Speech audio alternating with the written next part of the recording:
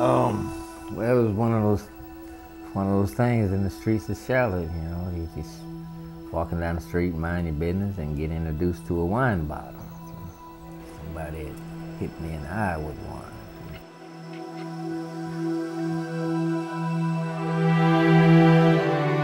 And I fell on hard times where I couldn't afford to continue to pay $450 a month for trailer rent, and so I had to move out. And I had a heart attack, and they helicoptered me out and brought me up here to Carolina Medical. I came to Charlotte on a Greyhound. I came here because of the cancer situation I was having. I was really thinking about taking my life because of what my doctor had told me, that there wasn't nothing he could do for me. They put me in a regular hospital. I didn't have nowhere to go in Charlotte. They said that the Samaritan House was the best God-given place for me.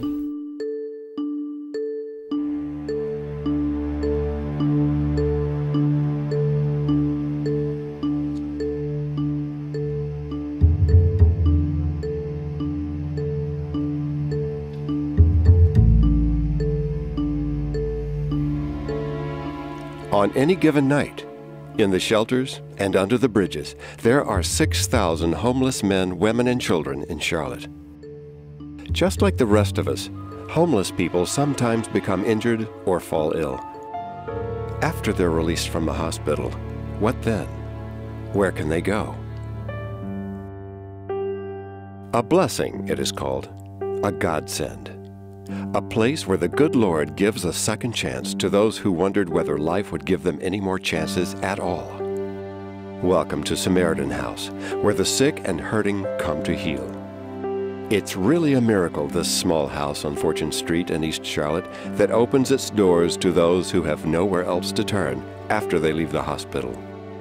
Walk inside and you'll find a warm and inviting living room, a kitchen with a large table where everyone eats together, and enough beds to house up to 12 men and women at a time. Here, the struggling and the homeless can rest and recuperate at no charge for up to 45 days while they make plans for a more permanent home.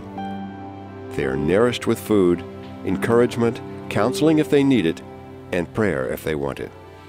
Whether they are there for a week or a month, Samaritan House becomes a haven and a home when there is no other.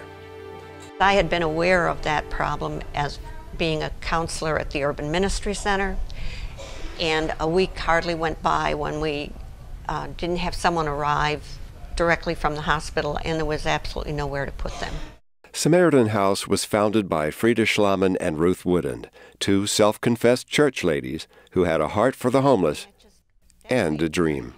Because I just couldn't imagine even having the flu and not having a warm bed to sleep in, only under a bridge or a bush. And it just haunted me. This should not be. Somebody should do something about this. Starting with little else but hope, they raised the startup money and secured a 2-story house in front of the YWCA on Park Road. But it was far from ready to welcome guests. And even though it was full of mold and mildew, and the vines had come in the broken windows, and the flooring was all water damage. Yep, and you had to watch where you stepped. The one thing that it had going for it is it had a huge dining room table. And we had always said we needed a big dining room table because everybody had to eat around the table together. It had to be a home. It was so important to us. After Tyler 2 Construction donated remodeling materials and labor, Samaritan House opened its doors in 2005. Then we opened. And then we started really learning. Yes, indeed. Soon the home on Park Road was bursting at the seams. They found they needed more beds and better handicap access. 1, 2, 3. In 2011, Samaritan House moved to a larger house on Fortune Street, allowing the daily guest capacity to rise from 8 to 12. It's all on one floor now, so the elderly, handicapped, and injured don't have to climb stairs. The generosity of the Carolinas Healthcare Foundation and Leon Levine Foundation made the move possible. along with all the civic and religious groups who rolled up their sleeves and made the house ready for guests. In 2011, Samaritan House welcomed 197 people and provided 3,678 days of bed care to its guests. Business is up 59.8% in the new house due to increased capacity and better access for the elderly and handicapped. Guests at Samaritan House may have any number of health issues. For Curtis, cancer was a death sentence. Since finding Samaritan House, the road ahead looks a little more promising. If I wouldn't have came here, I don't know what I might have done, because when I came here, it's like God was giving me a second chance in life. Despite his struggles with his vision, guest Rory is a gifted artist. You know, this was a stable place for me to sit down and do it. You know, I haven't did much work until I came back here. Usually out there, I don't have any place to just keep my stuff from getting damaged. It served my purpose well. You know, they get me back and forth to my appointments, which I didn't have any way of doing unless I borrow some money for transportation fare. It is the guests, after all, who are the heart and soul of Samaritan House. People like Gwendolyn, who came to Samaritan House after suffering a heart attack in her hometown of Chester, South Carolina. She had nowhere to turn until Samaritan House opened its doors and welcomed her in. And believe me, this has been a godsend. It's been a blessing to me.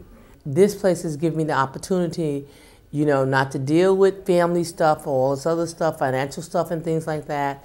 It's just focusing on my recovery. And Samaritan House has truly been here for that for me. I didn't know a place like this existed. It exists for all the other sick and hurting people with nowhere else to go.